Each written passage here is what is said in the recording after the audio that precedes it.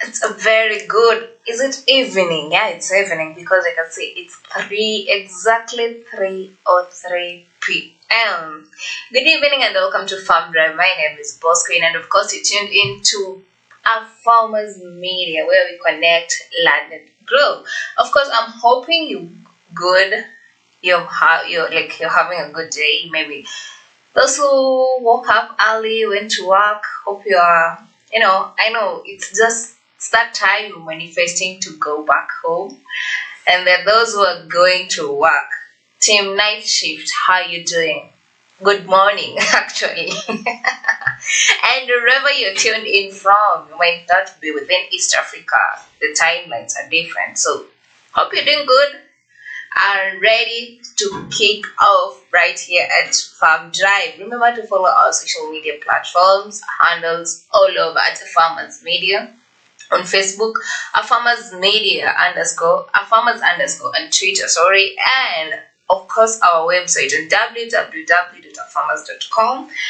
And remember to follow me at Boskin underscore KE on all social media platforms whereby you can have all in any engagements. Maybe you might be having a burning question, you might be having something you want to talk about.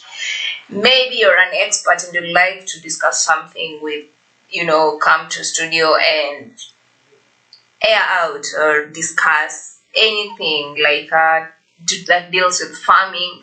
You want to educate farmers, maybe there's a message you want to pass across, you can hit me up. My DM is wide open, so you can hit me up and we can talk and see how you're going to do this.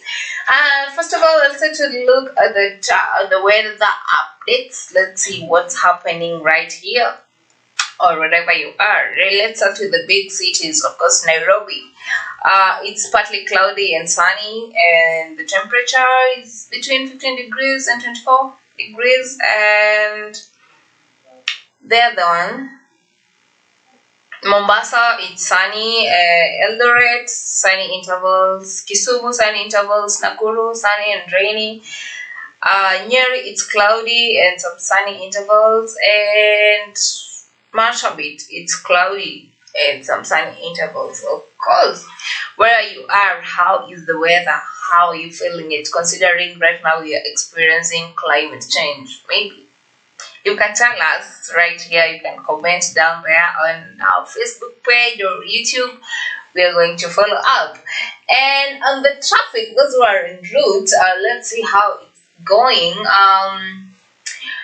Mombasa Road, like on your way from Kitengela, there's a bit of traffic, but the road is moving, though it's slow, not that fast, between Green Valley Estate. Towards Athi River, there is a bit of traffic. Mlolongo, the same. There is a bit of traffic. And then, where else? So you can use the expressway if you're heading to town or you're coming from town, because there's a bit of traffic. And then those heading to Machakos, it's called Chumbi. I don't know if that's the right word, but you can see there's traffic a bit of it. Rongai, yeah, there's a bit of traffic on the way between Langata and Nairobi National Park. And also Embakasi, there's a bit of traffic pale around about. Yeah, that's how the road is. Yeah. Hope you're doing good. And let's now, today I was just sitting somewhere and I was thinking about maize. I like maize. I like talking about maize because where I come from is the headquarters of maize production. In case you don't know, FYI. Anyway, have you ever, there's this time it reaches whereby you've harvested and you find out during harvesting you come across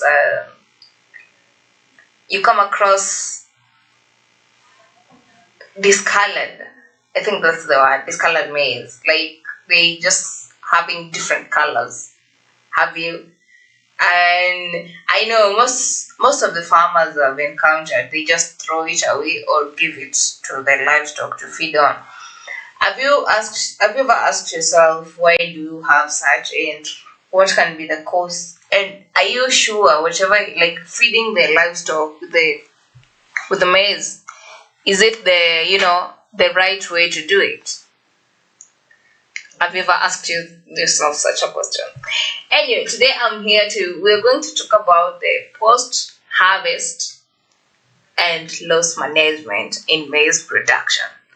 So we just realized there's a lot of farmers are encountering a lot of losses after they've harvested, or after harvesting. And maybe it's high time we try to talk about this, because the research that has been done, it's said to be maize has the higher percentage of about 17% maize loss. Like when harvesting, it has recorded the highest percentage of loss, followed by wheat, which is 10%, then followed by rice, which is 13%. And you might be asking yourself, why? Why maize? Because maize is a staple food here in Kenya and maybe some other parts of East Africa, but in Kenya it's the staple food. Unlike Uganda, here it's banana or matoke. Hey, I love matoke, but anyway. Yeah, you might like that 17% is a higher percent. It's very high. And it's high time we need to do something about it.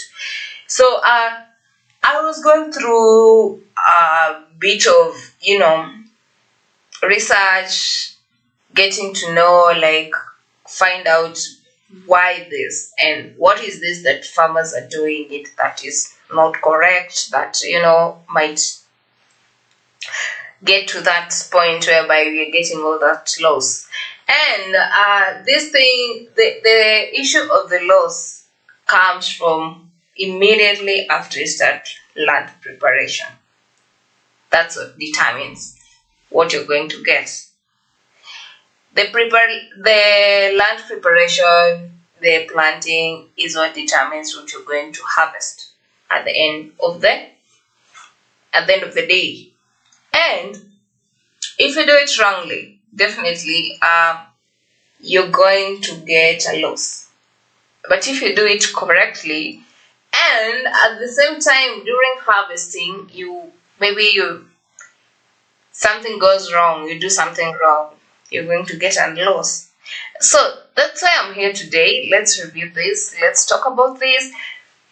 In case you have maybe something happened to you. As farmers, we all take risks, and farming is unpredictable. You don't know, because due to the climate change and all that, you are not sure what will happen the next minute. Today you've planted, your crops are nourishing, they are promising, and you're hopeful that you're going to get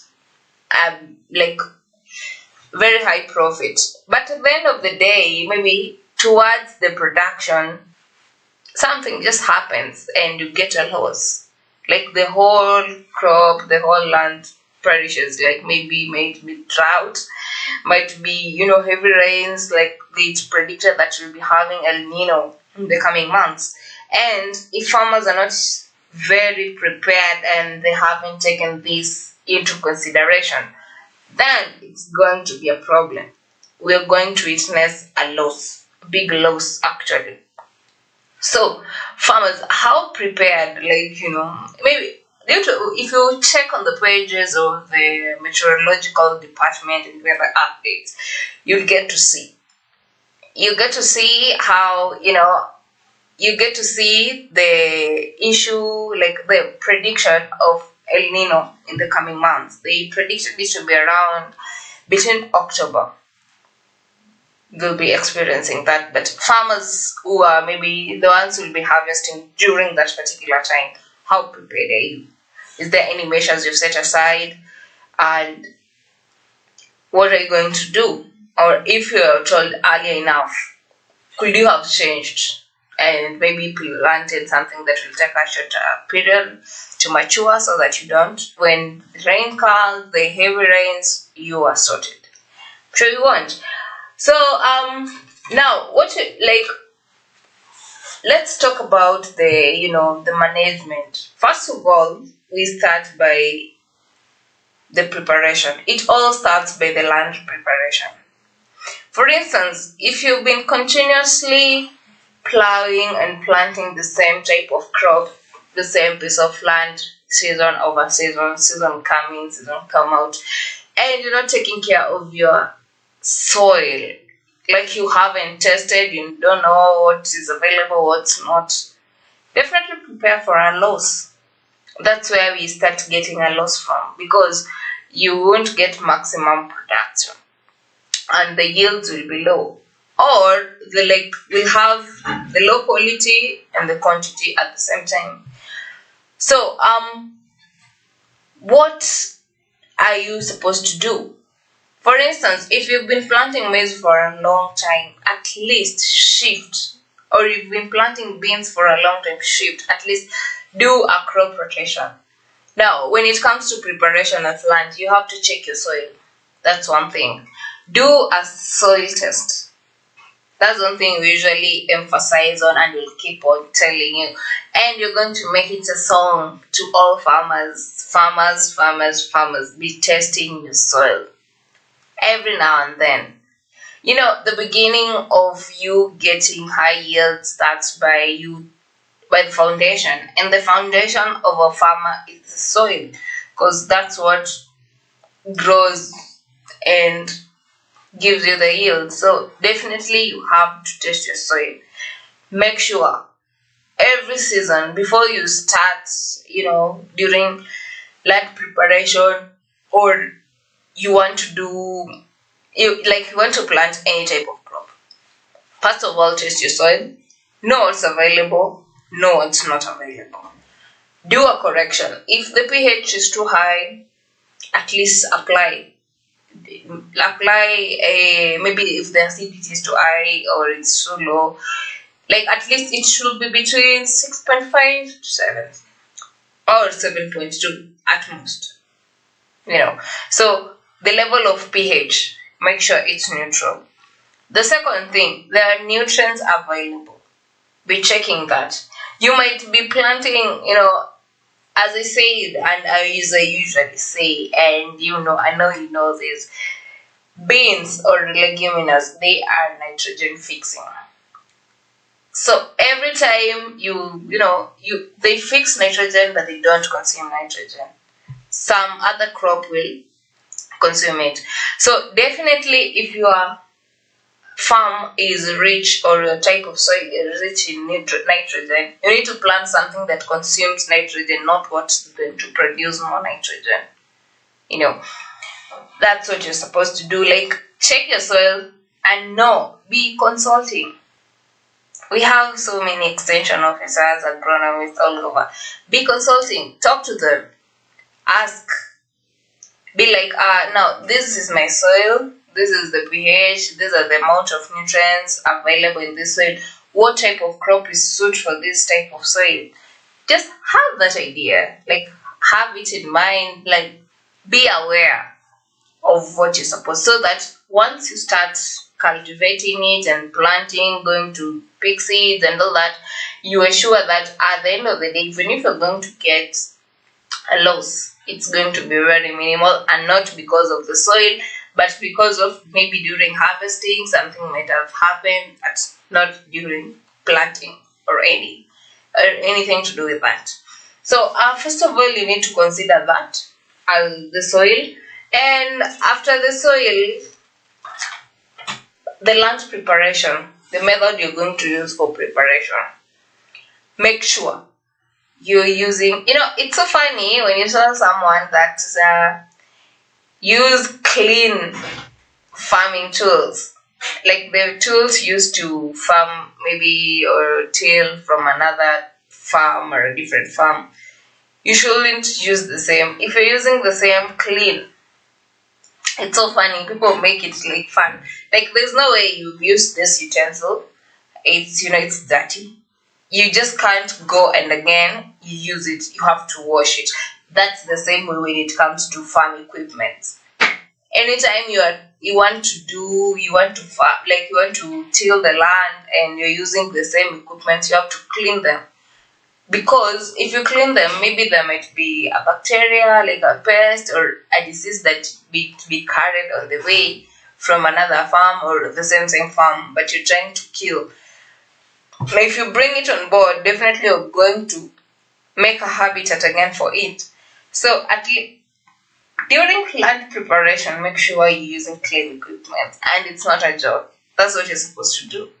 But most people be like, nah. Or maybe someone be like, how is it even affecting? How will you know? There's some pests which are very, very small. You can't see them by your own eyes, So at least make sure the equipment you're using are clean. Another one is the use of viable seeds. At least use viable or certified seeds. Not just because, we used to have the traditional way whereby you would pick the best seed after harvesting, be like, these are the best for maize, these are the best cobs. Let me keep them, you dry them, and wait for the next season that you plant the same. No. Nowadays, we have, Kenya Seed Company is there for maize and other seed varieties. So, first of all, make sure you establish like the location you're in, the type of seed you're supposed to be planting. The seed variety, it depends with where you are also, so that you plant a seed that is going to give you yields according to your area, the one that is compatible with the climatic conditions of that particular area. So you can't tell me you're going to pick a seed that is like hybrid 614 or 624. You come and plant here, like in Kajiado, it won't survive because that one takes 8 months? Yeah, between 6 and 8 to mature. And here, like here in Kajiado, what we use is a 3-month seed variety. So make sure you check on that. And the use of certified seeds, it's very important because these seeds are treated, and once they're treated, they can't be easily affected or attacked by a pest and disease or rodents during germination. Like, it will be hard for them because it's treated, so it scares away because of the chemicals applied, and it will push away the insects, the rodents, or any other thing that will want to destroy it. So if you use the normal one, definitely it will be eaten up. And when it comes to after you've chosen the seeds and you're there, like, I don't want to talk much into this because recently we had a topic in maize production, and I did a very there was an interview. You could go and check if you want to know more about the varieties and all that. You could follow that video, go through it, and see. In case you have a question, you drop it there. We will answer. After seed, if you check the seed and also fertilizer application, like make sure you apply during application the fertilizer is applied correctly and the required amount. Don't use less, don't use more. Use adequate. The required amount of fertilizer. That's what you're supposed to do. And during weeding, these are the practices during production and all that. So you weed control. Maybe you can spray, you can weed, you can uproot. Depends with what you're used to or what you're into or what suits your farm. The other one is monitoring. Monitoring and evaluation of the farm. People tend to think that agriculture or farming is just planting. You plant your maize and leave them. Once they've just grown, you just maybe weeded and top dressed, you just leave at that. No. Now this is where after you top dressed and the maize are knee high and above, you're supposed to be monitoring them and evaluating. Like this, what do we mean by monitoring? Go through the farm, walk, go in, like walk, look at it, look at how it's doing. Make sure they are. Maybe you might find one, maybe what do you call it? One of the stem might be infested by pest or a certain disease that can be easily carried to another through pollination. We have so many ways of pollination, and you never know if it happens, then you're going to get a loss. So the monitoring, keep on checking, keep on going through the farm, check what is supposed to be uprooted should be done quickly and effectively. Like if it's supposed to be uprooted, let it be uprooted and burnt. Or maybe the unwanted one, the one which has overgrown and it's not supposed to be there, just get rid of it so that there will be maximum utilization of the nutrients, and each stem should get enough nutrients. So be monitoring. I'm just brushing through so that you get to the post management, but before that we have to get a background of what you're supposed to do in case maybe you didn't have an idea or you've been doing it wrongly. And the other one, now when it comes to harvesting, now harvesting, then post harvesting, and some of the things that you're supposed to be doing. So first of all, I'll just go through just brush through harvesting, or like harvesting maize, what you're supposed to do, and some of the post-harvesting activities that takes place after harvesting. First of all, during harvesting, you need to cut making sure the steps. First of all, before you harvest your maize, there's some things you need to consider. One, depending on what if you planted your maize and your choice was dry maize, definitely you're going to harvest the maize while they're dry. And how do you know the maize is dry? First of all, you need to check your stem and the leaves. The stem and the leaves should be brown. They should turn the color into brown. And this is how you test it. You check if it's brown. Yes, the whole farm maybe it's brown. You cut them. You can put them into stack. Like there's a way you put them into stack, but however way you prefer. Some of them put them in stack. Some of them prefer harvesting them by just getting them from the stalk and just carrying them so that you take it home, then get rid of the leaves and the cover. And the second way of considering if your maize is ready for harvesting, if you open the maize from the cover and just break the cob and try to, how do you call it? It's like you are getting the maize out of the cob. I don't know what's the correct word to use. I know the Swahili word, like kubambua mahindi. And then, if it's dry enough, if you find a dry maize, at the tip of it, you'll find it has a dark part. Once you peel it, it has a dark part. Now that one, it's ready for harvesting. Now you can harvest it and keep go with it. And now, before harvesting, there are some of the things you need to consider. First of all, number one is assessment. Equipment. Assess your equipment. Someone might be asking, why would I do that? Yeah, you assess the equipment. Know the equipment you're going to use to harvest. Are you going to use the tractor to harvest? Are you going to use, depending on the farm size, the farm size also determine the type of, harvesting technique you're going to use.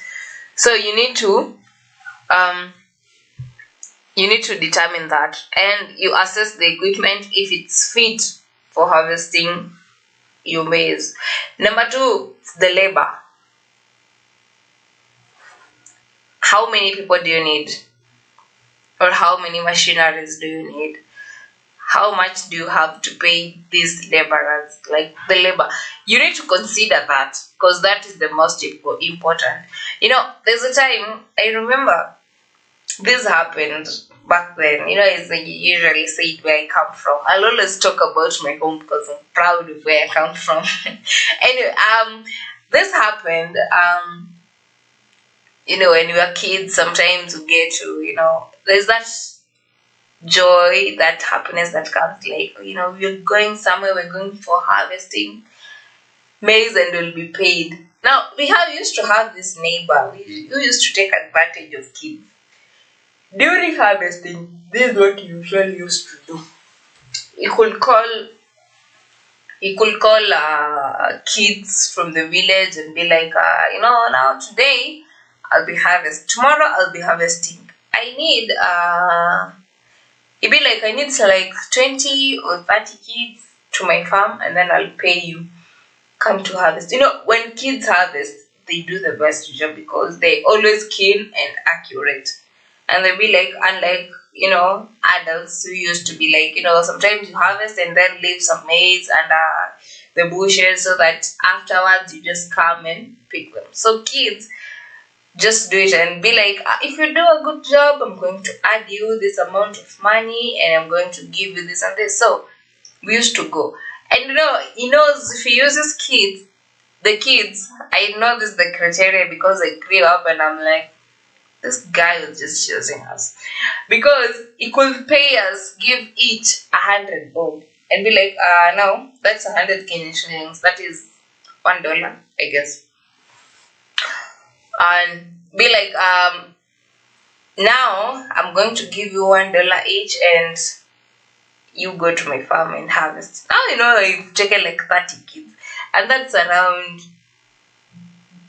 if you are to pay, if I'm doing the math, if you're to pay adults, definitely you'll be paying them close to 300 shillings per day.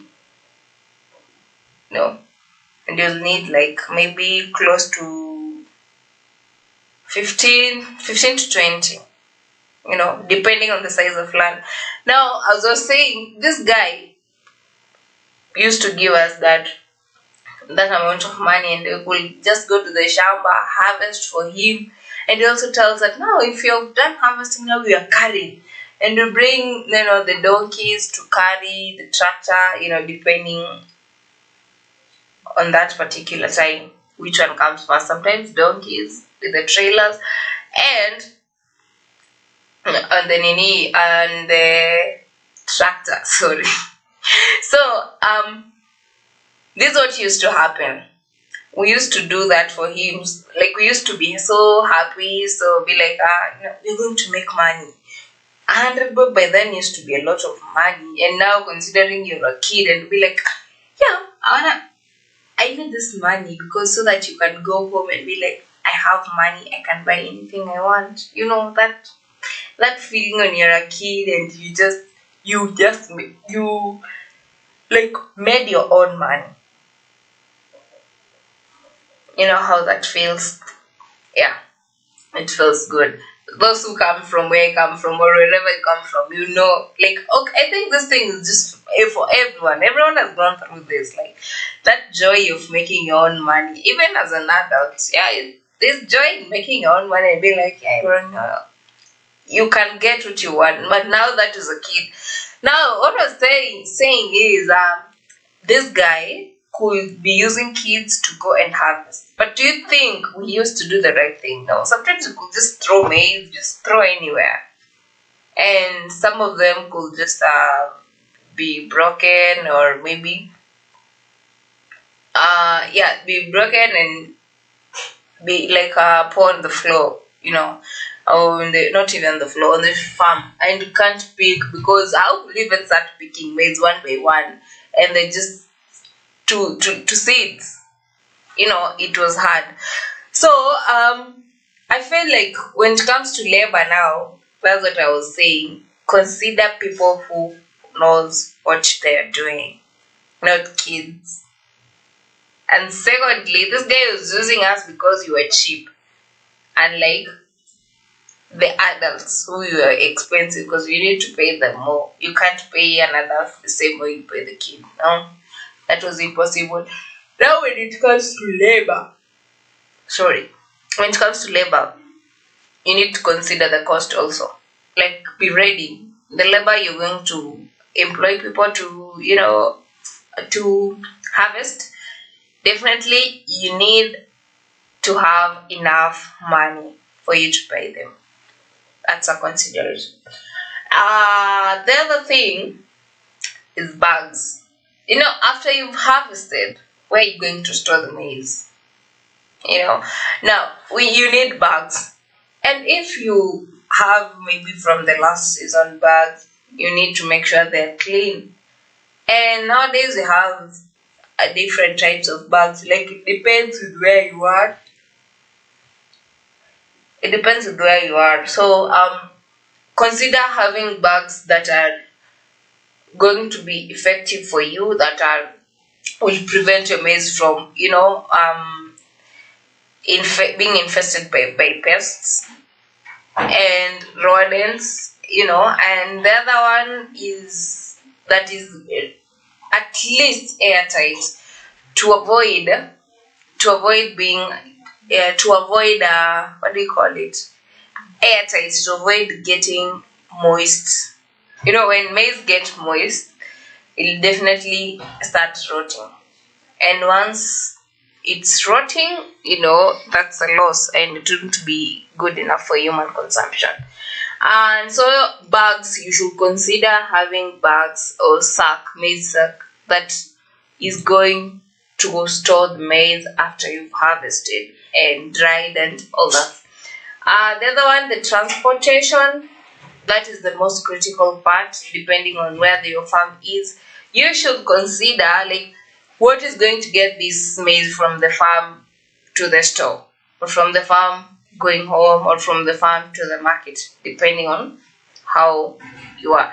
So the transportation, the means of transport should be considered. Are you going to use donkeys? Are you going to use tractors? You're going to use a pickup? It depends. So before you harvest, you need to make that choice and be ready for that. And the other one, should consider storage facility.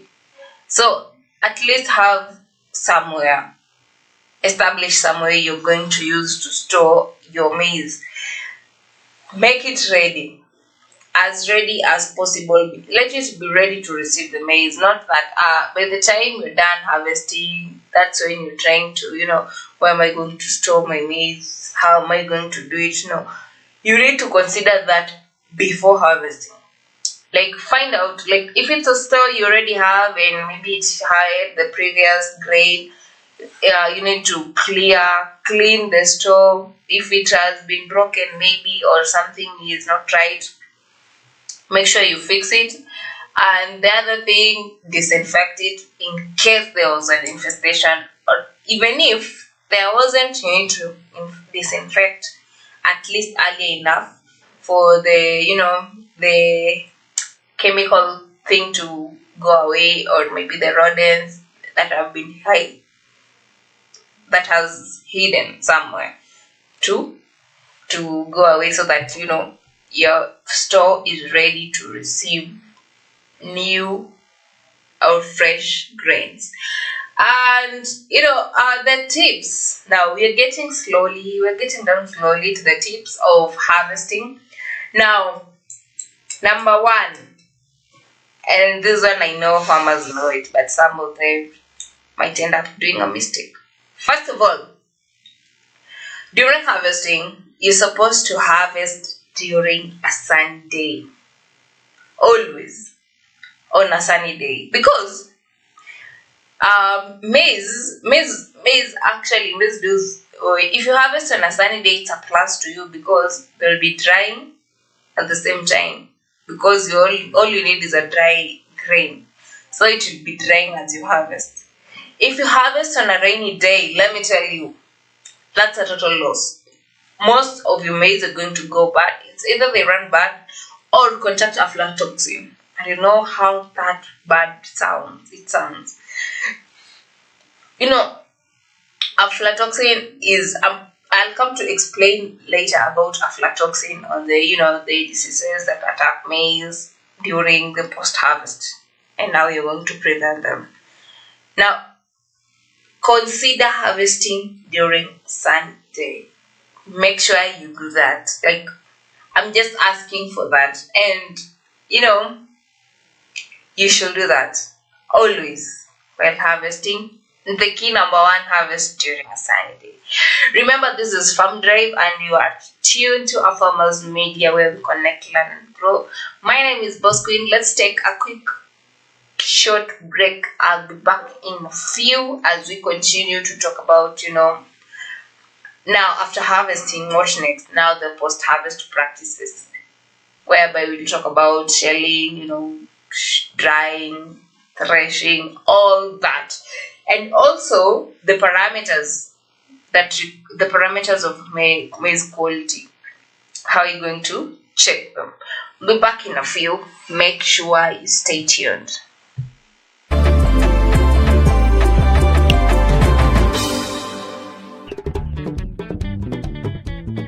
It takes both time and money to get a good maize crop. So, don't let all your hard work go to waste. And be sure to harvest and store it properly.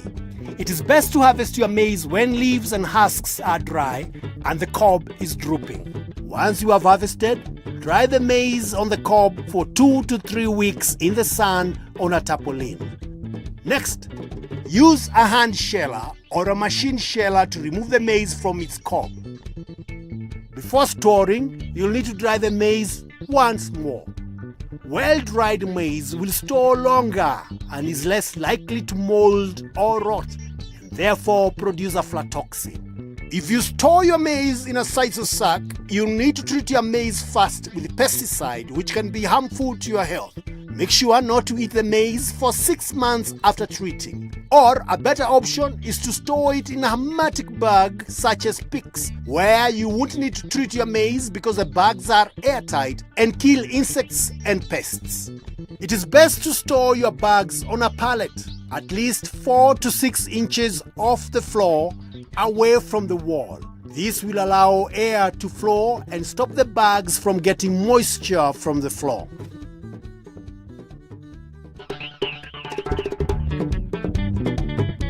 With the changing climate, we will see more pests and diseases, and as smart farmers know, when it comes to pests and diseases, prevention is better than cure.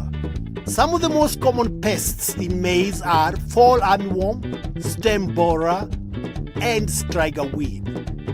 Do the following to reduce pests and diseases in your maize. Plant certified seeds. Keep your farm weed-free. Rotate your crop every season and scout for pests and diseases regularly and treat them as you see them.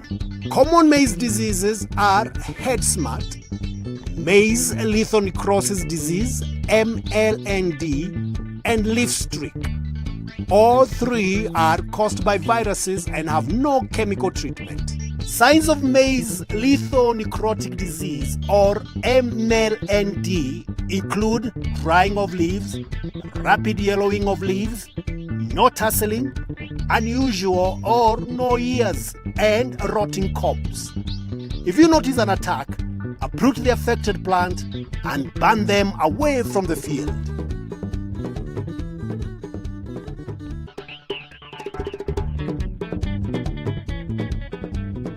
You've planted maize and put in a lot of work to keep your soil healthy. Now, you need to manage it well so you get a good crop.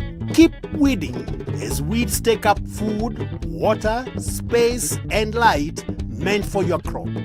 Fertilizing your maize can really boost your yields. And the best way to know what fertilizer you need is by doing a soil test.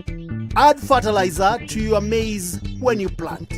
Again, when your crop is knee-high. Top dress your maize with nitrogen-rich fertilizers such as CAN or urea. For very high yields, it's worth top dressing again when the maize starts to flower or tassel. Investing in the right fertilizer and improving your soil health means investing in your profits.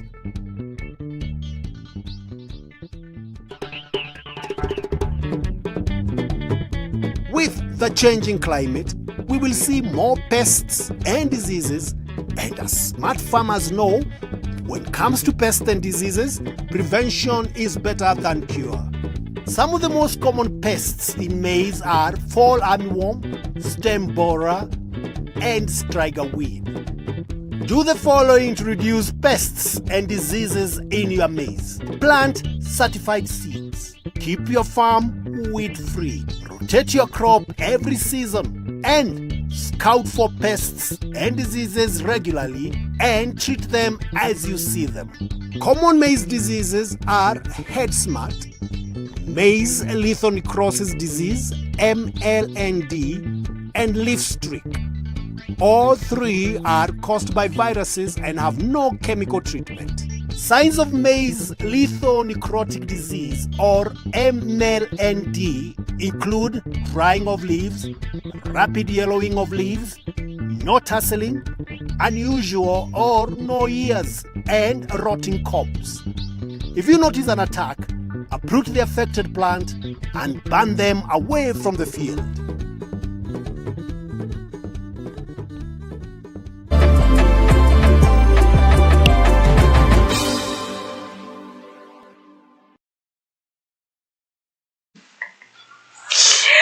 Welcome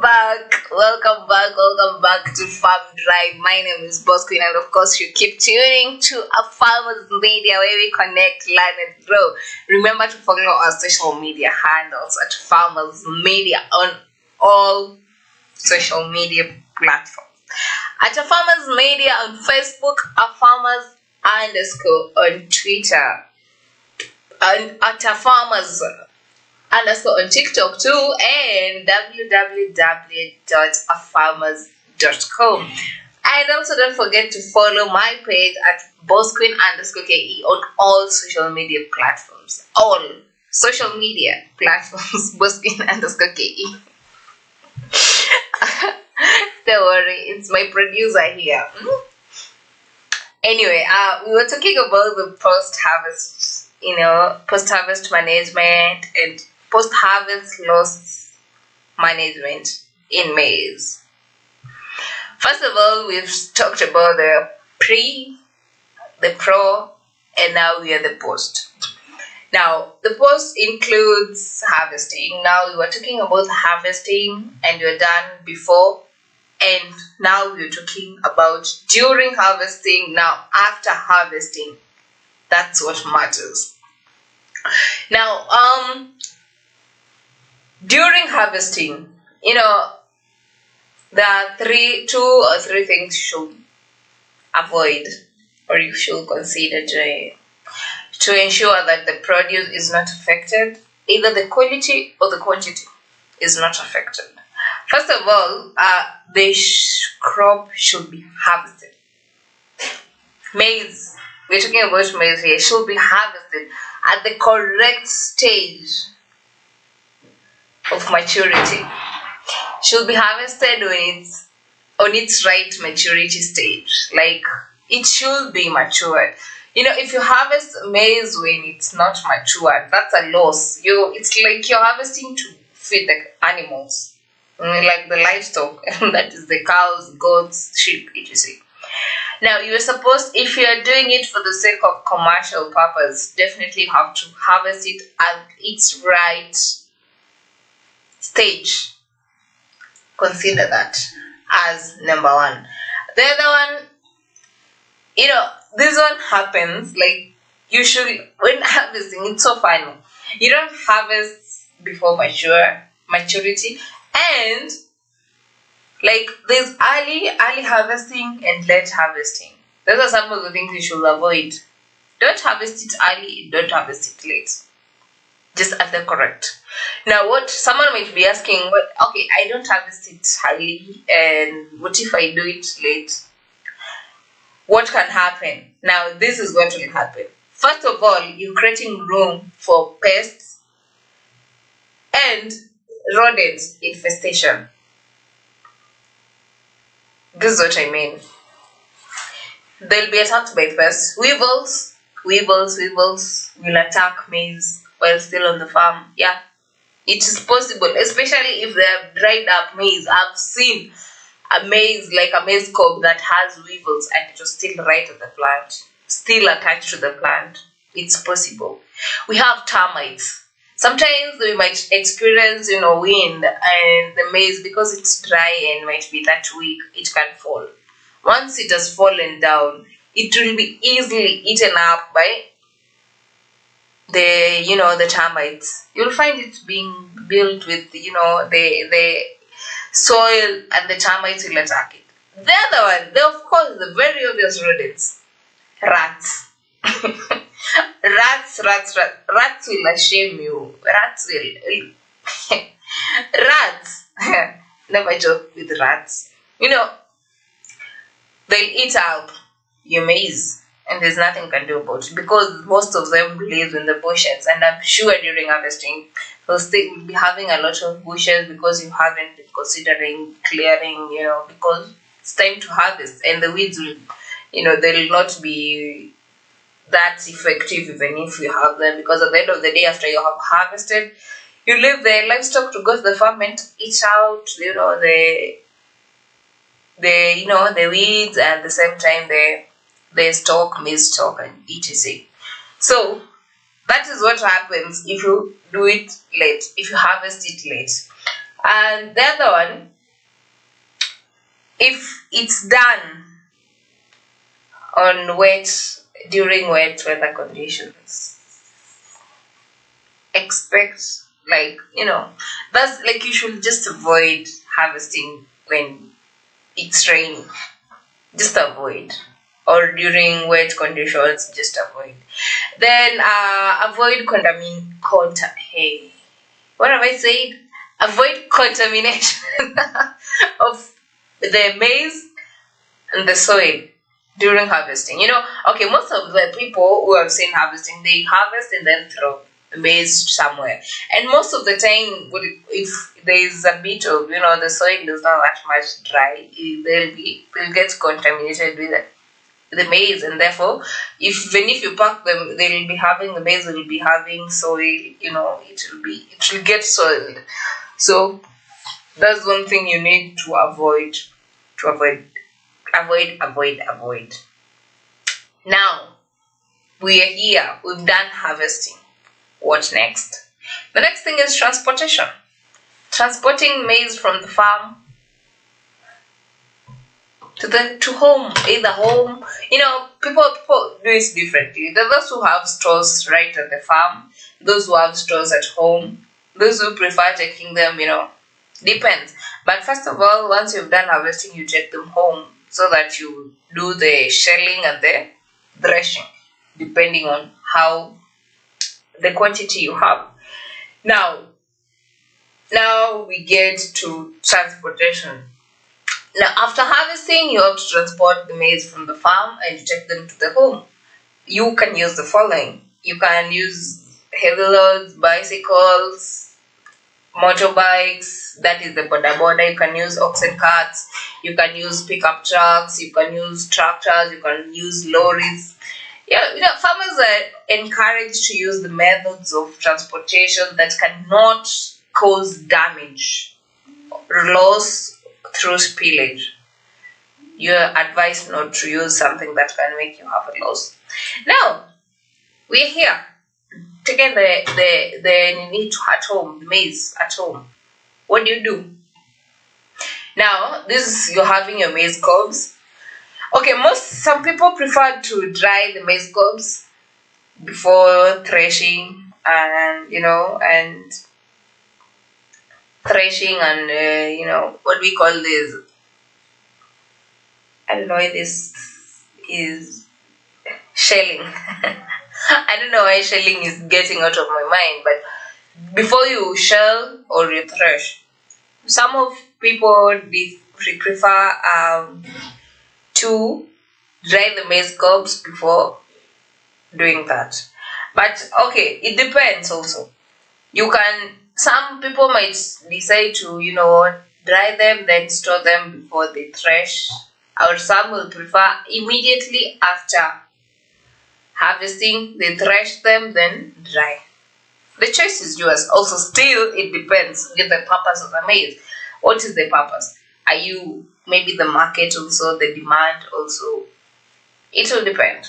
So, you are advised to dry your maize properly. Maize, the worst enemy of maize after harvesting is moisture. Avoid moisture at all costs. At least make sure your maize is dry, totally dry. Avoid moisture. And if after you've harvested, you brought it home, make sure your maize is not directly contact. Avoid the direct contact of maize and the floor, where it can contact moisture. So avoid kabisa, try and avoid. Maize cobs can either be, dried with or without the husk cover. So you're the person to do it. What's your preference? What's your preference? It depends where you are also and how you're going to do it. The other one, what are some of the things that you should consider while drying maize? What do you use? Do you dry it on maize, as maize cobs, on mats, or depends. There's a word I don't want to mention because I can't even pronounce it. But I know it's a type of sack that is used. So it depends with you. Now, let's get to shelling now. Okay, I didn't want to explain much about drying, but that's the most critical part. At least make sure your maize is dry. Dry kabisa. Make sure it's dried and well dried, because the number one enemy of maize is moisture. So make sure it's well dried. Now let's get to shelling. Shelling, in shelling, you decide shelling. First of all, it's shelling. Someone might be asking, how do we do shelling? I know most farmers use shells to, separate the maize from the maize cobs, so that you get the grains and the cobs aside. Some of the farm, depending on how the quantity of the maize, others decide to thresh. That is the use of stick. You either put the maize in a sack and use a stick to beat the maize. I don't know if that's the right word, but beating, that's the threshing part now. That in order to separate the maize from the cobs, so that you have the grains and the cobs. I wish I had a picture of it, and I don't know if the producer will put it so that you see what it means by threshing. Yeah, I think you will see it there. We'll put a picture of threshing there so that someone will understand what you mean by threshing. Now, after you've done threshing, you've done maybe shelling, either way, you need to dry your maize. And how do you know your maize is well dried? You just pick one grain and just beat. If it is so hard, and if you beat it and it gives you, it's hard, and there's like a sound it produces. That's no your maize sound. Or you just do like you just test with your hands. If it makes some noises, just know it's dried enough for you to store. Now before you go to storage, we are here, we after threshing, you've harvested, you've done shelling, you've done threshing. Now we are here to drying. During drying, make sure at least dry your maize like how many hours. Now it depends on the content of moisture. At least let it be between 5%, at least 5% moisture. Not at least, not no, 5 at most. The moisture content, let it be at most 5%. Depending if you want to store it, definitely it has to be so dry. So at most 5% moisture content, so that it's not easily attacked by aflatoxin. And I said I'm going to talk about aflatoxin, just a bit of it, because it's one of the common thing that it's one of the common problems that farmers face, especially maize farmers. Aflatoxin, this is what it does. This is it discolors the maize, first of all. And did you know that aflatoxin can cause cancer? Did you know that? I've seen this tendency of farmers being like, this maize, maybe it's it has been attacked by aflatoxin, and they are like, now because it's not safe for human consumption, they feed their livestock, not knowing if you feed a dairy cow with maize that has been attacked by aflatoxin, the aflatoxin content will still come out through the milk from the cow. So if this cow is milked, the milk will contain contents of aflatoxin, and who is going to consume the milk? Definitely the human beings. And that's how you develop that's how it goes to the human body, and you find out that people start developing cancer. It causes cancer. So you are asked, if you have maybe your maize is attacked by aflatoxin, just ban. Yeah, I think that's the best way. Just ban, because even if you dump, I don't think that's so effective. So you need to ban. And children are the most exposed, because if a child is exposed to aflatoxin, you'll see this child experiencing stunted growth. Like the kid is not growing. There's delayed in development. The kid, then when a kid grows, just watch them grow and be adults. But now this one is still a kid, is experiencing stunted growth. They are not developing in any way. It causes the liver, it damages the liver, and can cause liver cancer. That's how bad aflatoxin is. So try as much as you can to not expose kids or any other person to aflatoxin. In case you have such in your farm, maybe you've done all the farming, and at the end of the day it's been infested, and you're experiencing that, and you feel like it's going to be a loss, it's fine. Farmers experience losses. You're not the first one, but don't feed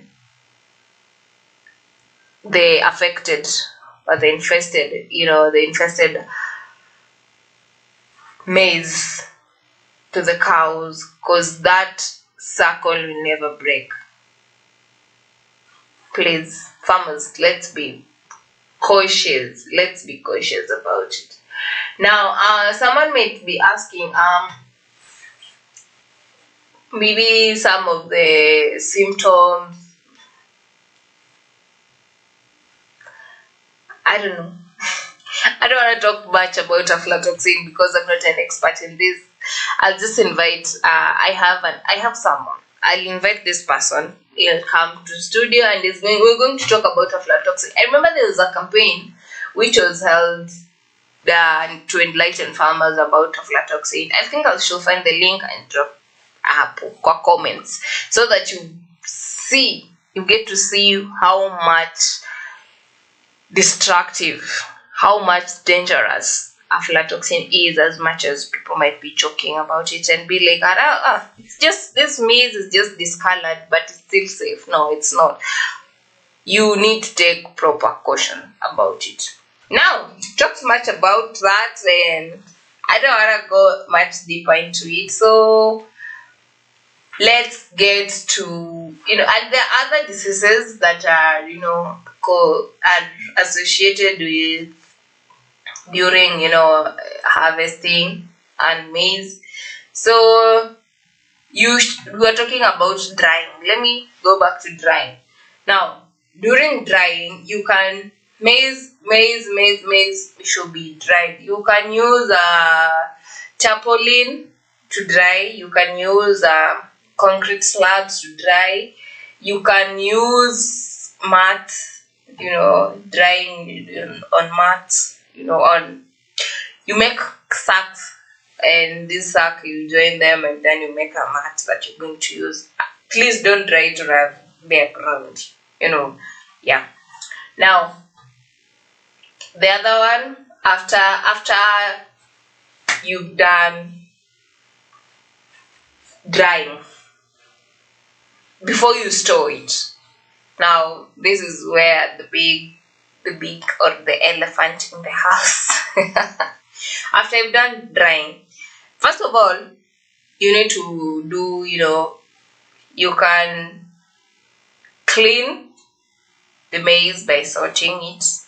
You sort it by cleaning. You remove the foreign matters such as stones, plant materials such as husk, broken grains, those which are broken during shelling. We remove them. And also insect damage, the ones that have been damaged by insects, maybe you remove them. The one that has mold, you can handpick them. And also cleaning naturally by doing winnowing. Winnowing, you remove dust, the husk. You know how winnowing is done, or you can do the sieving. You can sieve after threshing. You can sieve, and the other one you can also separate the what do you call them? The cobs also. You can pick them from the maize that you are. So for you to just clean immediately after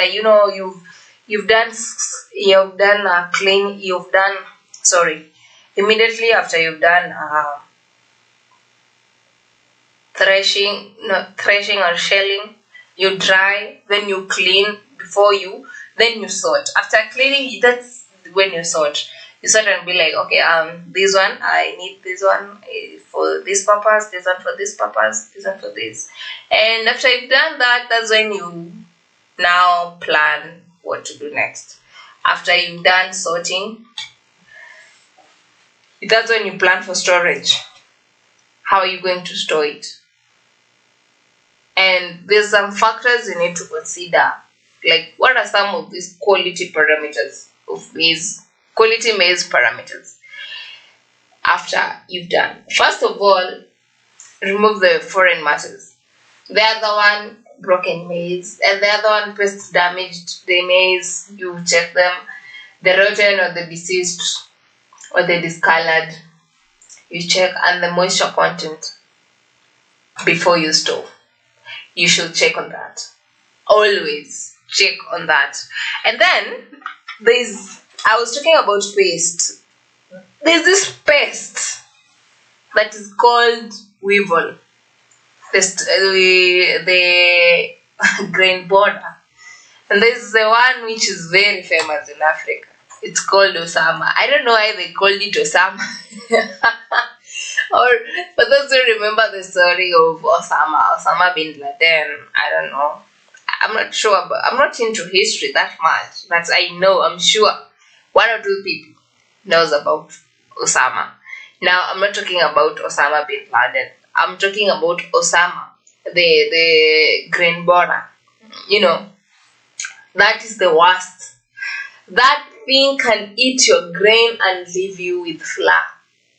Until the grain becomes, it eats the internal part and just leaves what do you call it? The skin of the grain. That's what it leaves you with. So when it comes to storage, you need to be very cautious. Very, very cautious. So there are some of the things before you store, you need to do before you store. Actually, if you're having these are some of the factors you consider. For instance, if you harvested today and maybe the market, the price of the market is not that worth it, don't just sell your maize because now you've harvested, you need money, you just need to sell. No, you also check the price so that you don't experience losses. First things first. Okay, establish the market. Are you sure what you've done harvesting? After going all through the work, you're going to sell your maize at a throwaway price? Definitely not. So what you need to consider, you have options. You can store the maize until the prices goes high so that you can sell them. So what are some of these things that you need to know before for you to establish and store the maize?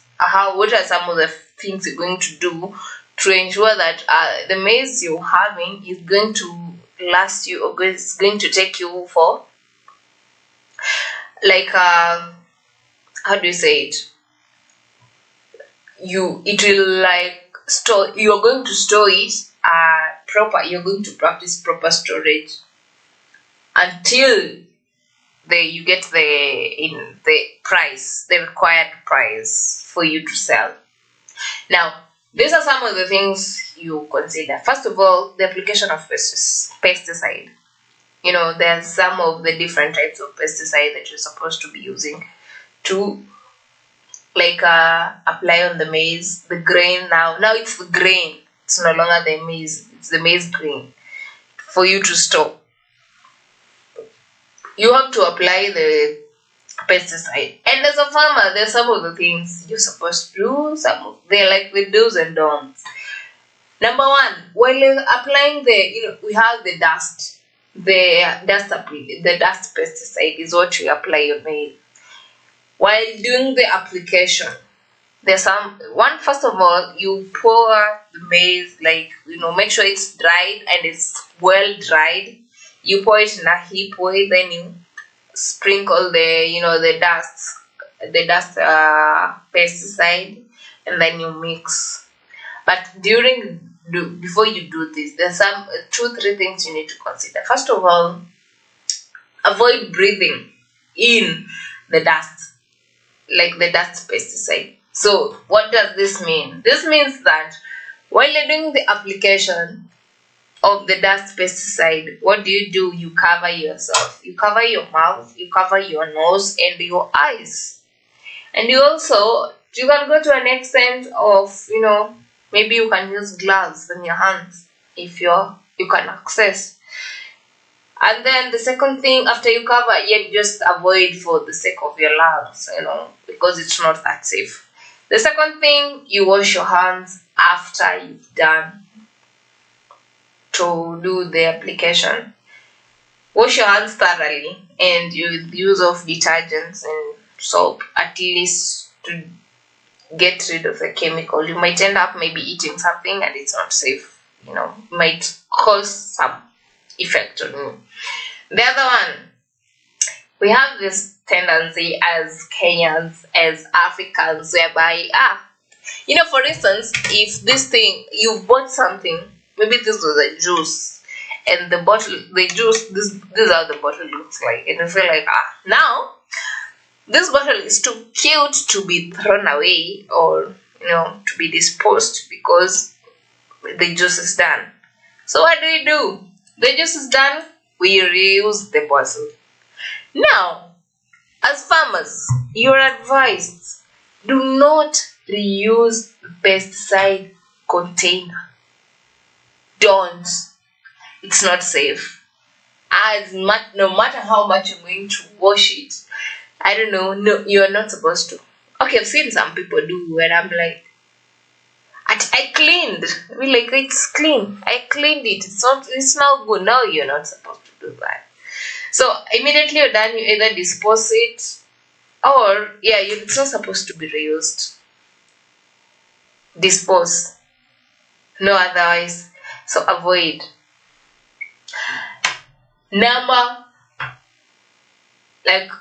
You should do that.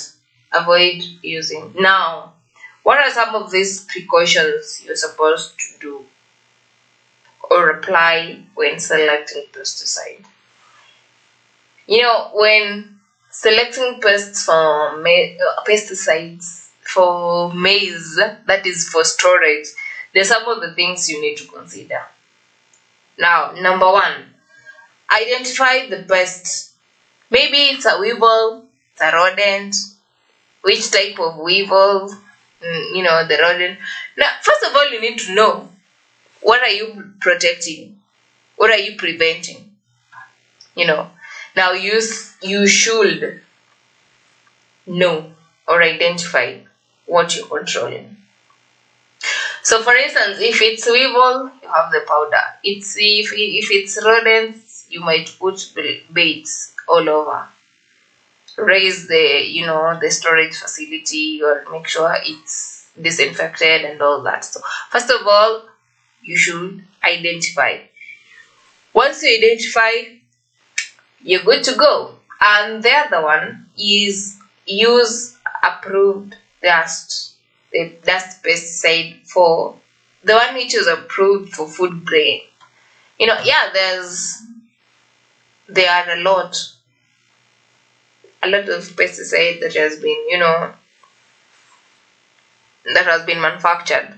But what do you do? What do you want to use? What's the purpose? Yours is maize and you want to store. Make sure you go for the ones that is for grains, food grain, the one that's not harmful, the one that will not harm you. You go for that. The other one, and make sure it's approved, it's verified it has reached the standards and it's approved by the Bureau of Standards. Like in Kenya, for instance, it should be approved by KEBS. And the other one, it should be safe for food grains. Safety matters. Like for instance, if it's safe, that means even if today I apply the pesticide, I cover my, and I store my grain after 2 or 3 months, when I open, I can be able to use it, eat or maybe consume it, and it doesn't have any effect for myself. So make sure it's safe for consumption and for food grains. And the other one, always, this is one thing I usually tell people, anyone, not only farmers, but almost generally, be checking the expiry dates. Expiry dates. In everything you buy, make sure you check the expiry date. Anything, expiry date is compulsory. Check the expiry date, make sure whatever you're buying, it's not past the expiry date. It's before, it hasn't expired, so it's safe for use. You'll consider that when using it, you'll achieve what you want. So make sure you consider that. And the other one, follow the manufacturer's instructions. You need to read the instructions. You need to know what you're supposed to do. Most people be like, this one, oh, okay, it's fine. You just assume you know how to use it. If you follow the manufacturer's instructions, you are definitely going to know the exact amount, the quantity you're supposed to use. And it's going to tell you, if you use this, your grain should be, maybe kept for this and this period, and may should be consumed from this period. You just can't put pesticide and consume from that very moment. No, it has to take some time. That's why you put it for storage purpose. So read the manufacturer's instructions carefully and understand them. Farmers, I hope we are clear on this. On anyone watching, I hope I'm clear on anything. Be it you've gone to the hospital, if you're sick, make sure you always go through the instructions. That's why you're always told, if you buy medicine, if it's for kids or it's the syrup, you shake well before use. If it's the tablets, you're always advised, you take this medicine with a lot of water and it's lukewarm water. Or that others are always told, avoid milk while taking this type of medicine. Others are usually told, take it maybe after you've eaten, or 1 hour after your meal, or 1 hour before your meal. These are some of the instructions that I'm talking about. So farmers, always be going through them, read them. Know that if you're applying 20 ml to 1 sack of maize, 90 kgs, make sure you do that. But you haven't read, you'll be like, okay, 50. You just use 50 and you're told to use 20. If you could have done that, this one may be so poisonous to someone else. So follow instruction. Now, the other one, I think those are some of the things to consider, and let's talk about now the losses.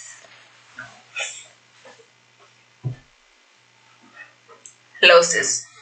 What are some of the things that makes farmer, like yesterday I was talking about the challenges farmers face, and most of them were the loss and all that. Now, as a maize farmer, what are some of these losses you get? And we're here, like today, the topic revolves around post management and loss management, loss in maize farming. Remember to remember to share this live to friends, to farmers. Those who are having questions, drop your questions on the comment section. I'm sure I'm going to answer them. I'll be checking them through and reading them out, giving shout outs to those who are listening, and and get to answer the questions. Those which I can answer, I'll answer them. Those which I can't, I'll forward them to someone else who is going to answer them. So keep your comments coming. Keep your comments coming, and I'll be going through them. And now I was saying about the losses. We're talking about the loss. Number one loss, which is the biggest and which farmers experience most, is during harvesting the spillage. This one is the most, a lot of grains is lost during harvesting, and not only during harvesting, but mostly during the post production. This is what happens during harvesting. It will spill because maize will be people are throwing them. They'll be hitting each other, and some of them will be spilling on the ground. That's one. While doing the shelling and the threshing and shelling, you still have another spillage. If you're not careful enough, definitely it will spill. Another one, this is when you're doing drying. When you're drying, if you have if for instance you harvested from 10 or 20 acres, and maybe during where you're coming from, there's during the time you're harvesting, there will always be some rains at some particular point. There'll rain. You have to be moving and be quick and be now you'll always have to monitor and be before it rains, and now it's raining. moving up and down, covering, getting the maize out of the rain and all that, there'll still be spillage. Now, these are some of the things. If you combine like the spillage that happened from harvesting until now you're going to store, let me tell you, it will be a great loss for a farmer who have been putting so much effort to plant. It's going to be like that's a total loss. It's a very big one. So that is one of the loss. And also it also happens during transporting. Sometimes you may be using a tractor and it reaches somewhere and it's maybe overloaded, and during on the bumps and all that, there's just something will always happen, and it will cause that the loss will happen. So that is number one. That is where we get a loss. Number two, it's attacked by aflatoxin. Definitely if you get an attack by aflatoxin, that maize is not going to be good for consumption. And therefore, the best thing you can do is to dispose or destroy it, because you can't keep what's not safe for consumption.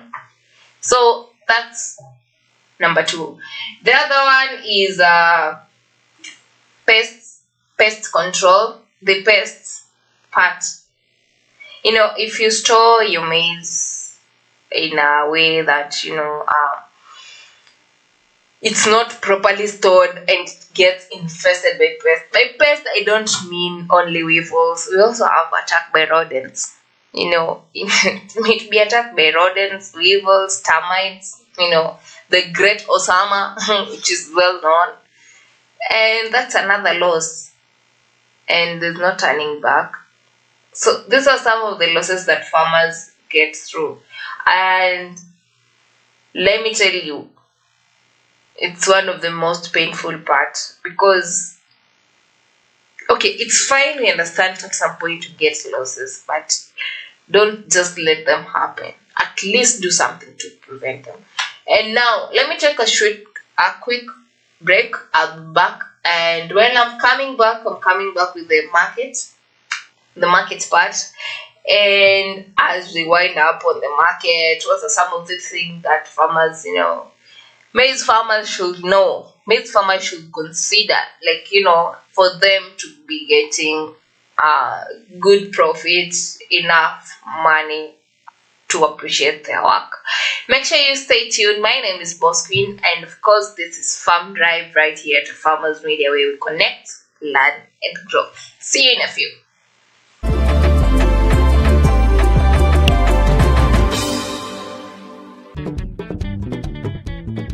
It takes both time and money to get a good maize crop. So, don't let all your hard work go to waste, and be sure to harvest and store it properly. It is best to harvest your maize when leaves and husks are dry and the cob is drooping. Once you have harvested, dry the maize on the cob for 2 to 3 weeks in the sun on a tarpaulin.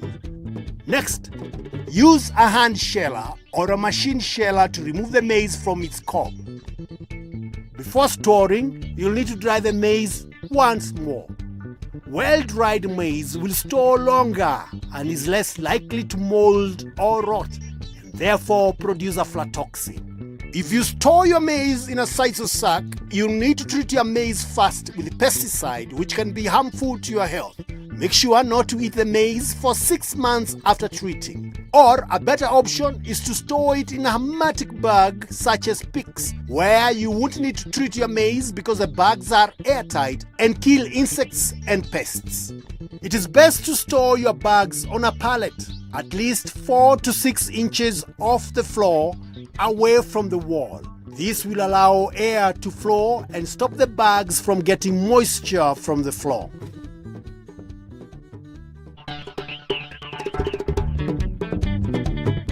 With the changing climate, we will see more pests and diseases, and as smart farmers know, when it comes to pests and diseases, prevention is better than cure. Some of the most common pests in maize are fall armyworm, stem borer, and striga weed. Do the following to reduce pests and diseases in your maize. Plant certified seeds. Keep your farm weed-free. Rotate your crop every season and scout for pests and diseases regularly and treat them as you see them. Common maize diseases are head smut, maize lethonecrosis disease, MLND, and leaf streak. All three are caused by viruses and have no chemical treatment. Signs of maize lethonecrotic disease or MLND include drying of leaves, rapid yellowing of leaves, no tasseling, unusual or no ears, and rotting cobs. If you notice an attack, uproot the affected plant and burn them away from the field.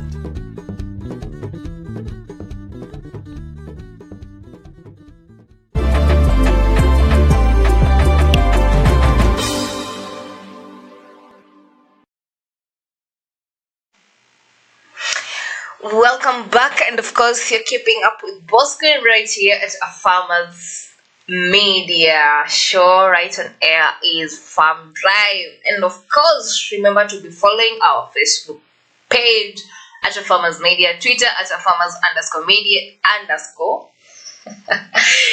our website www.afarmers.com, and of course our TikTok.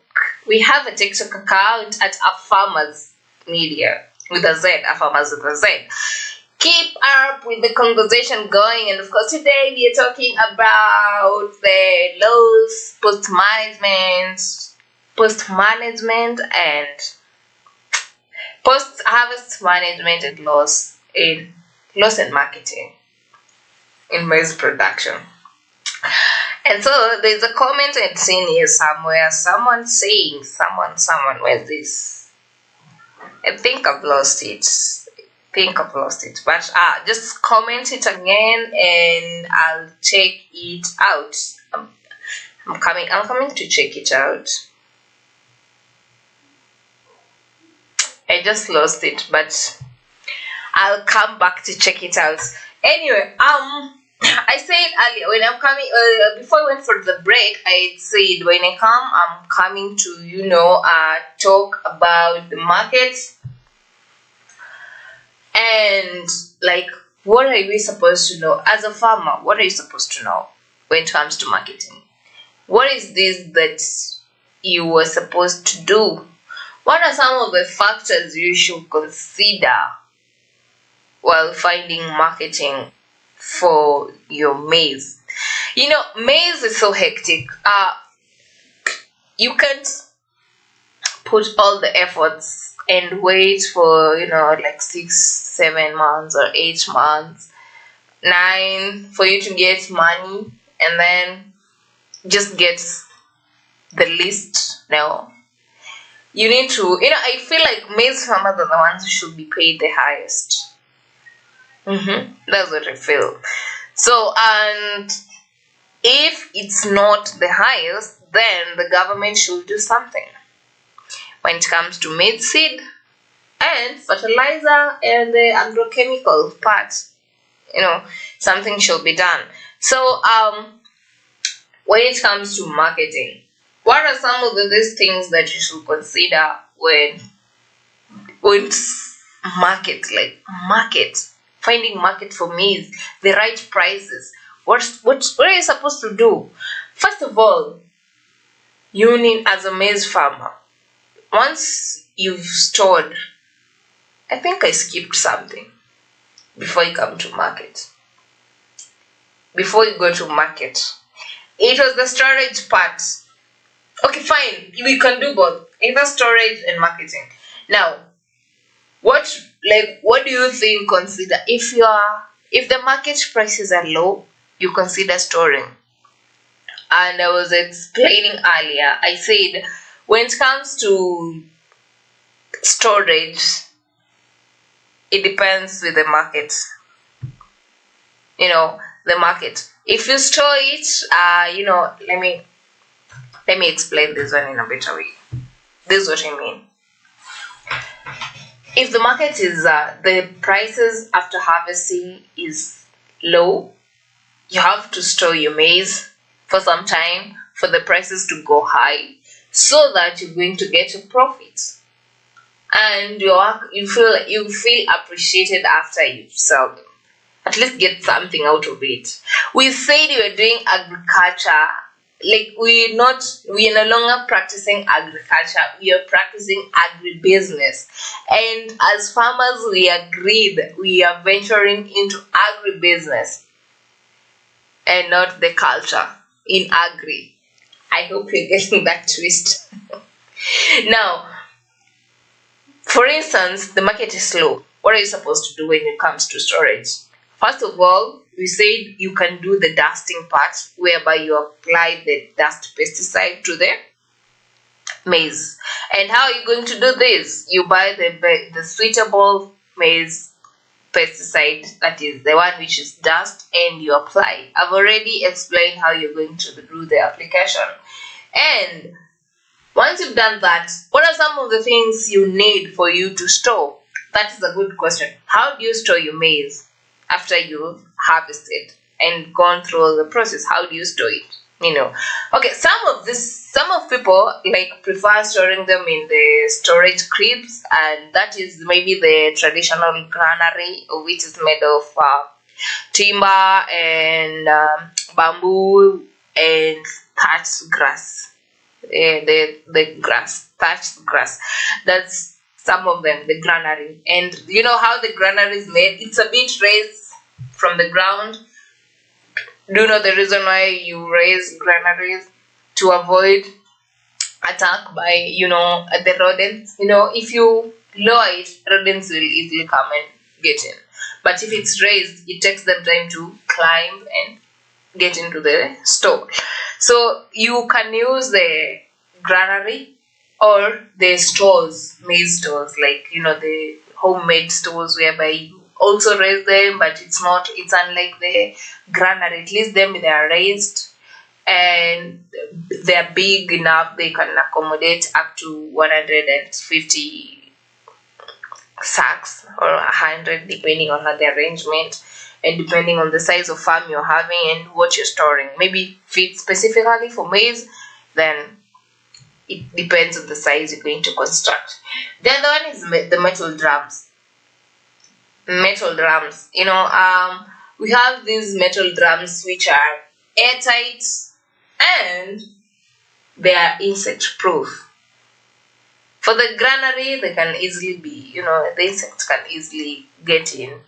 But for the metal drums, what you do once you're done harvesting, like you're done storing, you just put your maize there and cover it, and it's airtight.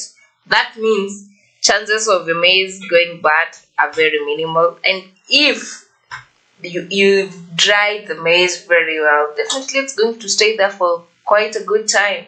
And you don't need to apply the pesticide, the powder pesticide thing, the dust one. You don't need that. The other one is the silo. The silo, it has one advantage. It's insect proof, yes, but it's not airtight. But this is what they do when it comes go, like when it comes to storage or when it comes to silo. This is what they do. Once they get the maize there, they pour it and it's done. For it to be airtight and make sure there's no oxygen inside, because most of them they can't be filled up to, like, unlike the drum. So this is what they do. They take a candle after they done, like the maize have reached a certain point. They take a candle, light the candle, put it inside, then cover it. The candle will burn. Of course, it uses oxygen and exhausts the oxygen that is available. Once the oxygen is exhausted, the candle will go off. And once it's off, that means your maize is safe because there's no oxygen, So chances of getting moist are zero. So it depends with the choice and what you can afford. The other one is the village warehouse, the village level warehouse. This is whereby villagers come together and decide to build their own warehouse whereby they charge. If I can't, I don't have enough place or a suitable storage facility, I go pay some amount of money and my maize is stored well for me, and you'll be paying that. So it's an advantage, at the same time it's a disadvantage, because first of all, as an advantage, it will save you, from building. If you are the past type of a person who leases land so that you own it, you can store it for some time. Maybe if you are doing it for market purpose, you store it for some time, then you sell as you wait for the market to go high. And the disadvantage is you'll always be paying for it. You'll always be paying for it as long as it's staying in that village warehouse. You have to pay for it, and the payment is that friendly because it's built by the villagers, and the only amount you're giving out is for the people who are managing it, and in case there is any maintenance that is supposed to be taken care of. So those are some of the places that people store them. And maybe, for instance, I'm a farmer, a small scale farmer, or a smallholder farmer. What do I do? Maybe I just want to store you need a sack. There's this type of sack that you need to store well the maize. And how are you going to do this?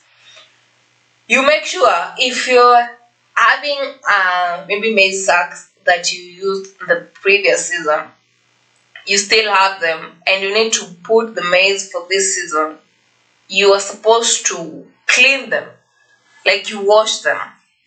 Make sure you wash them, make sure they're clean, so that you put the current maize.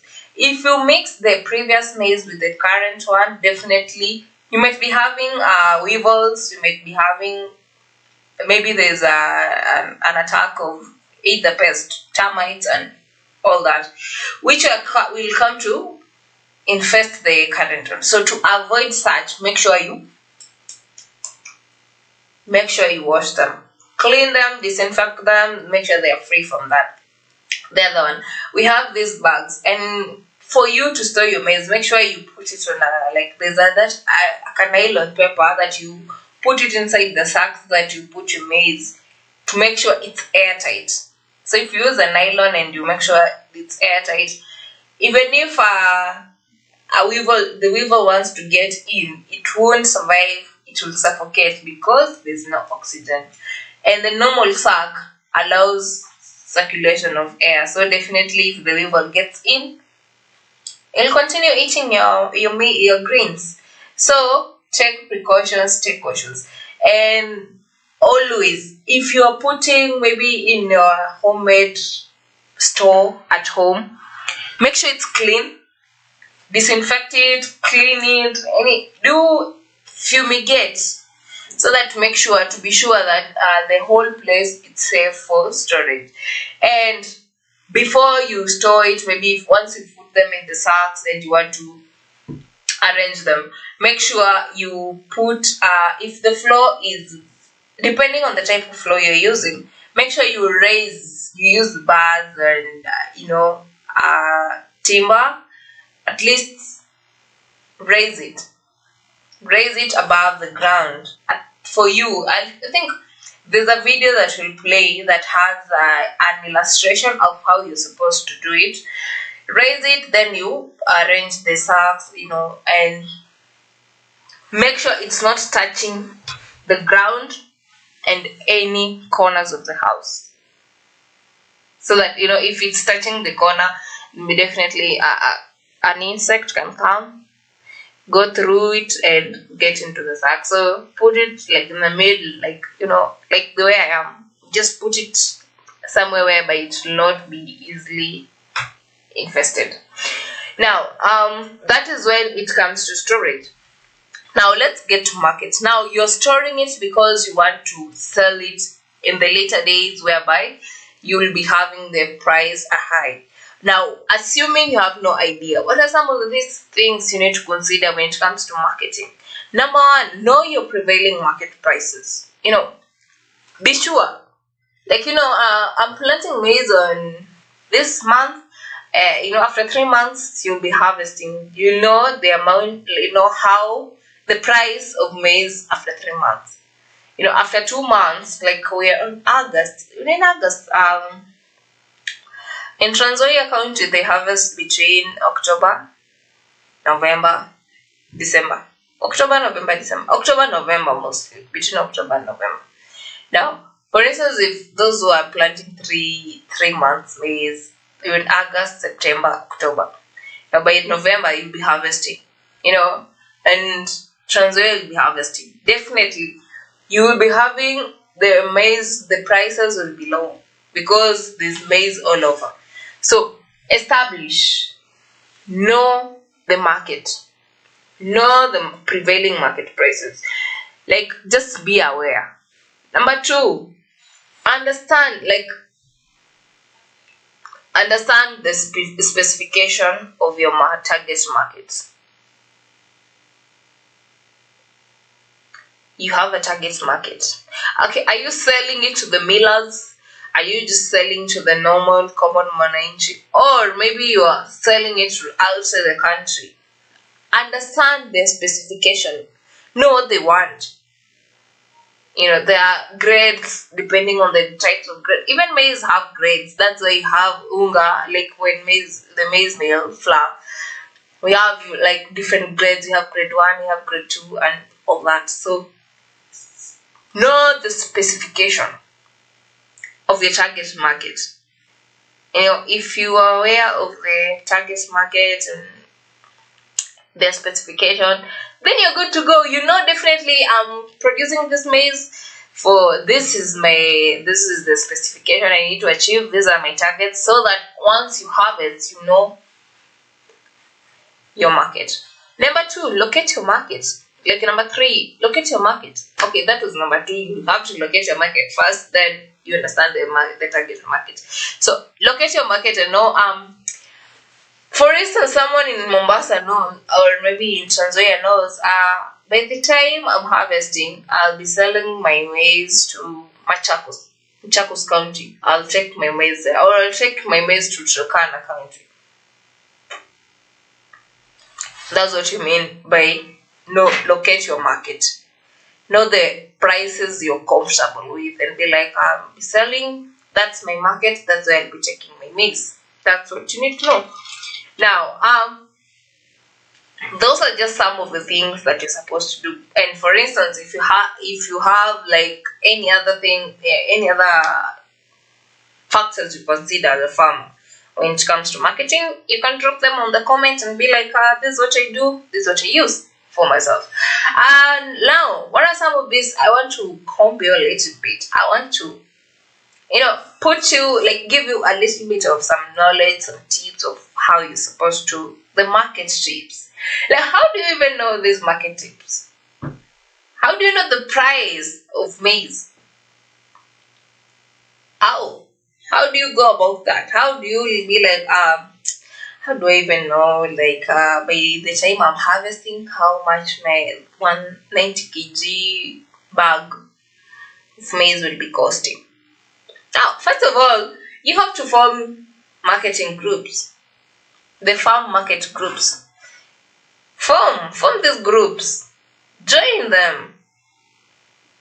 As farmers, if we decide I'm selling my 90 kg of bag of maize at 5,000, and you're like farmers and you have a group and there's so many and you decide it's 5,000, trust me, nobody's going to deny. If you have the common price, people will buy.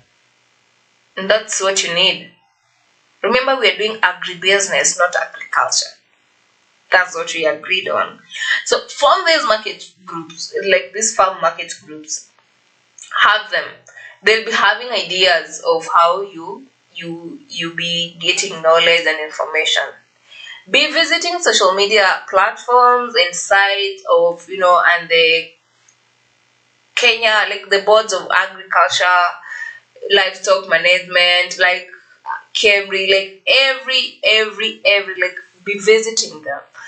Get to know this knowledge. Know what's trending. Know what's like the trend, the current new. Now be like, oh, okay, maybe there's a maize, there's a type of variety that has been established for maize that will be maybe for 2 months or even 1 month. You never know, it's possible, even 3 weeks. Instead of waiting for maize for that long, there's one way to be established. Be visiting them, get to know, just have the knowledge. The other one is the having the sell. When it comes to selling, sell jointly. Like you have a joint for selling maize, so that it's possible for you to establish a common price and be like, this is what you're going to use, and that is it. So that to avoid that too much competition and all that. So have that. The other one, this one I keep on telling people, and because I'm an entrepreneur, I'll always do that. Plan to sell when the price are highest. Always. You need more. You always need more. Yeah, and you'll never get enough. So when it comes to selling, always, okay, if this is the period of harvesting and people are selling their maize, for instance, they're selling it at 4,000 per sack, 90 kg sack, 4,000 Kenyan shillings. And you're sure after like 3 months, that one sack will cost around 7,000. Then why don't you store? Just store. Doesn't hurt.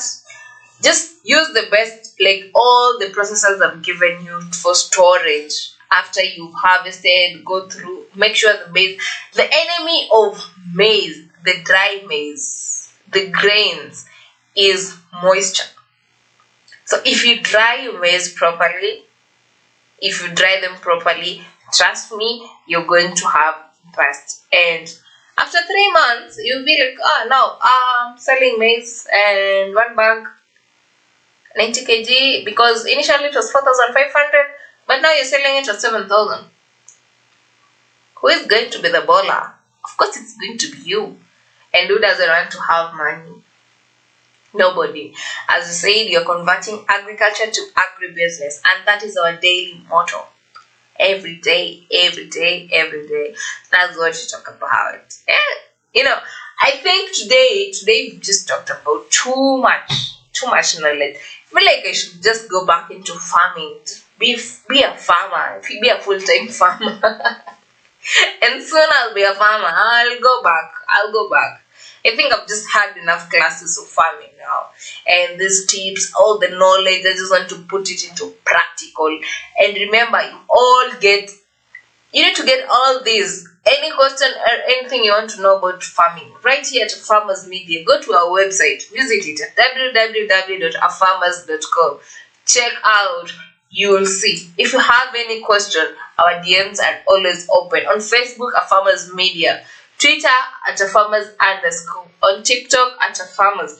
Like, drop your comments, drop your question. We always answer. We respond immediately, and I'm sure any question you ask, you'll be answered. Now, as we wrap up for the show, I hope, I'm not sure, but I hope today's information has been helpful. And the next thing we'll be discussing about will be, what are some of these factors that, what do you think we should do? What do you think we should do to, improve our agricultural sector to avoid the issue of food insecurity, and all that? What do you think we should do? Maybe yourself also, maybe you might be having tips. We might make a proposal, take it to the government, and maybe something might be done. You never know. I've been your host, Boss Queen. Keep it in touch at the Farmers Media, where we connect land and grow. See you tomorrow, same time, same place, here at Farm Drive. Make sure you don't miss out. Bye bye.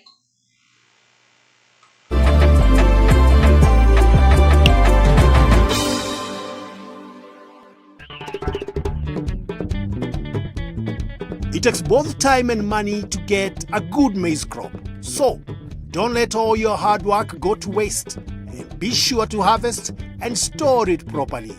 It is best to harvest your maize when leaves and husks are dry and the cob is drooping. Once you have harvested, dry the maize on the cob for 2 to 3 weeks in the sun on a tarpaulin. Next, use a hand sheller or a machine sheller to remove the maize from its cob. Before storing, you'll need to dry the maize once more. Well-dried maize will store longer and is less likely to mold or rot, and therefore produce aflatoxin. If you store your maize in a sisal sack, you'll need to treat your maize first with pesticide, which can be harmful to your health. Make sure not to eat the maize for 6 months after treating. Or a better option is to store it in a hermetic bag such as PICS, where you won't need to treat your maize because the bags are airtight and kill insects and pests.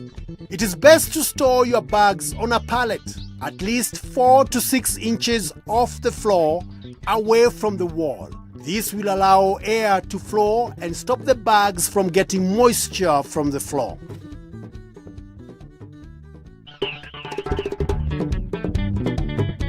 With the changing climate, we will see more pests and diseases, and as smart farmers know, when it comes to pests and diseases, prevention is better than cure. Some of the most common pests in maize are fall armyworm, stem borer, and striga weed. Do the following to reduce pests and diseases in your maize. Plant certified seeds. Keep your farm weed-free. Rotate your crop every season and scout for pests and diseases regularly and treat them as you see them. Common maize diseases are head smut, maize lithonecrosis disease, MLND, and leaf streak. All three are caused by viruses and have no chemical treatment. Signs of maize lithonecrotic disease or MLND include drying of leaves, rapid yellowing of leaves, no tasseling, unusual or no ears, and rotting cobs. If you notice an attack, uproot the affected plant and burn them away from the field.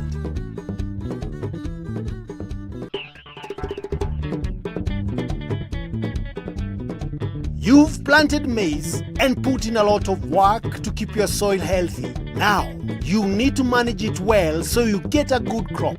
Keep weeding, as weeds take up food, water, space, and light meant for your crop. Fertilizing your maize can really boost your yields. And the best way to know what fertilizer you need is by doing a soil test. Add fertilizer to your maize when you plant.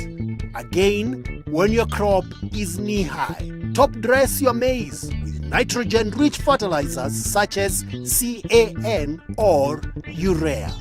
For very high yields, it's worth top dressing again when the maize starts to flower or tassel. Investing in the right fertilizer and improving your soil health means investing in your profits.